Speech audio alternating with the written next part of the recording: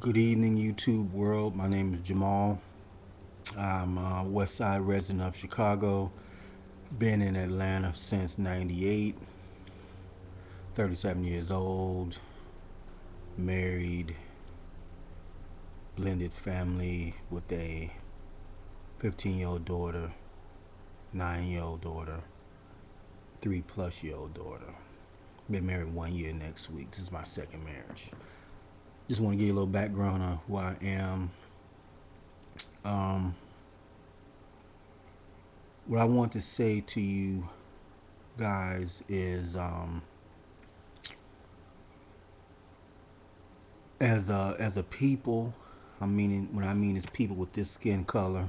I'm not even talking about brown people. I'm talking about black people because they're using the word nigger too, so they think they're us, but they're not. So um, what I wanted to discuss was a lesson that I've recently learned.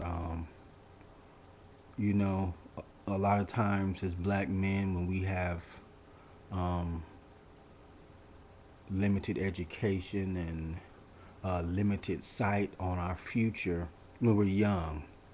Um, we wear capes, we wear masks because we don't want the world to know you know where our insecurities are. You know, so I'm just speaking for myself. When I was younger, I had a stepfather and I had a mom, a little brother who's 10 years younger than me. We're not close, but I just remember um,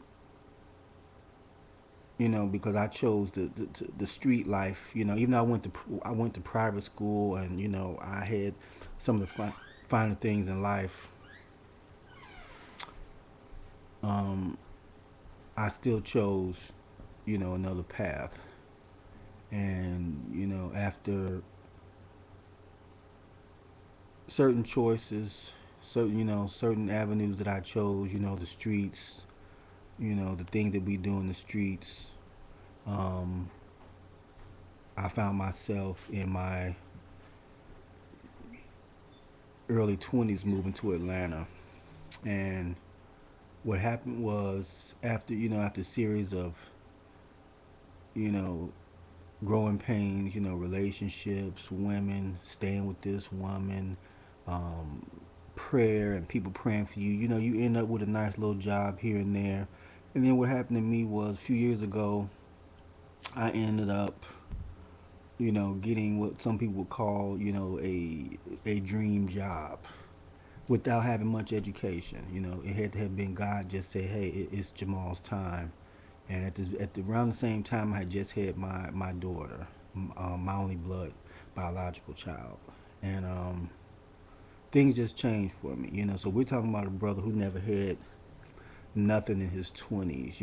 I mean, what I used to do when I was younger, I would, probably my whole life, because I wanted money, I wanted to find things in life. I was always um, flashy, but we're talking about like a project mentality. So, by the time you get a nice job or whatever, and you can finally get you a nice ride, and your closet is full of clothes, and you got diamonds, and you can eat where you want, and you can represent the way you want, you lose it. You lose your mind. And what happens is you you sell your soul for these jobs, and you're not looking at the future. And so recently what happened to me was, guess what? I lost that dream job. It was taken from me. Let's put it like that. I didn't mess it up. It was taken from me. And so what we're dealing with now is a black man who is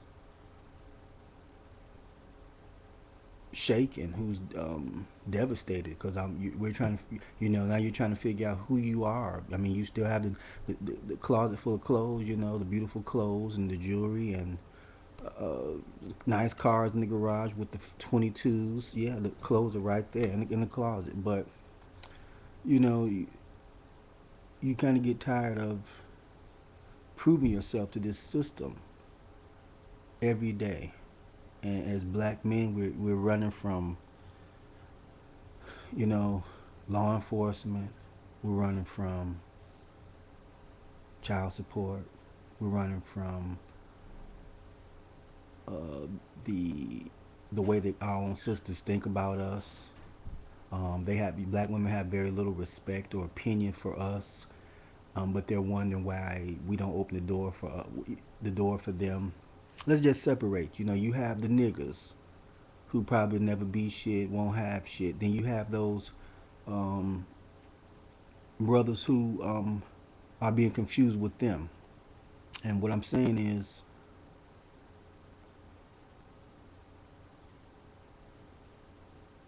on a daily basis, at 37 years old, you still have the, you know, when you say hello to a sister or say good morning, you still have her look at you like you're crazy or grab her purse. You know, you have, you just have so many ways on a daily basis, you know, that I don't think women see how what we go through as men. We're still hunted, black women. I still want you to know that we're still hunted by white men. No matter what you see on TV, Jamie Foxx, Tyler Perry, Steve Harvey, I don't care what you see. I'm talking about the average brother out here. He's hunted every day. From the minute he starts his car up, when he gets on his job, he's hunted. And, you know, so what you see is, you know, when you have brothers who have been um, raised to take shit, you know, they don't snap, they don't lose it. But you know, I'm getting to a point, and I know a lot of other black men are there.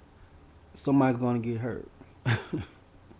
Somebody's going to get hurt, and usually the person who feels our pain the most is our woman, you know, um, our wife, you know, some of our family members. And I just wanted to make this video to encourage. Um, you know, I'm just starting to get into YouTube, you know, and I mean, doing videos on it. Been watching it, but this is like my third video. And so as I get more comfortable telling you about myself and just expressing what's on my mind, maybe this will be therapy, you know, for me, you know, to just let some of this stuff out. And maybe we'll meet some brothers we'll get together on YouTube, and we'll heal one another, because it's a lot that's going on out here. And some type of movement has to begin, um, for us to have an outlet. You know, the thing that's frustrating so much is when you have gifts and abilities and talents, and you have um, the brothers out here who are more into the fame and the celebrity of being on TV, being received by, let's keep it real, you know, a white system, an entertainment system, a system of music where they are willing to exploit their own sisters, the very sisters that we have to deal with, the very sisters that we make our babies with. They exploit those women for their gain, for their profit. So what I'm saying is, it's time that someone, you know, someone hear our stories, someone hear or see a better representation of the average black man, who is really not average. He really is a king. We really are kings, you know, without the celebrity, but we're still rich.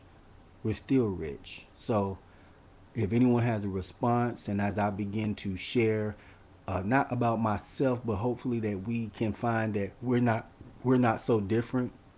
And I'm going to include, you know, my lovely wife, who is my backbone, who I look up to in many ways, as many of you men should look up to some of your women, because they have some gifts and abilities that we don't have. And as we learn to have confidence in watching their visions, we'll grow. So as I do more, shit, I might do 15 of these tonight, because I got shit on my mind. But I'm going to speak about, you know, how I met my wife. She'll get on here. I'm going to speak about what hurts me. And I'm just going to begin this YouTube thing. And once again, my name is Jahmal. If anyone wants to respond to me, I'll be waiting. God bless you all. Take care.